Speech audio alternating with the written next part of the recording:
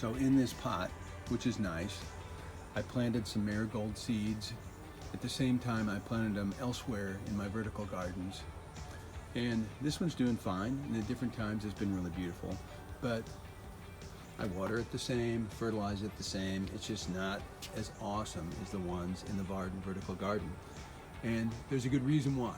And the reason why is the ones in the Varden vertical garden are grown in a breathable media carrier, whether that's our very durable mesh or whether that's our recycled paper Elipot.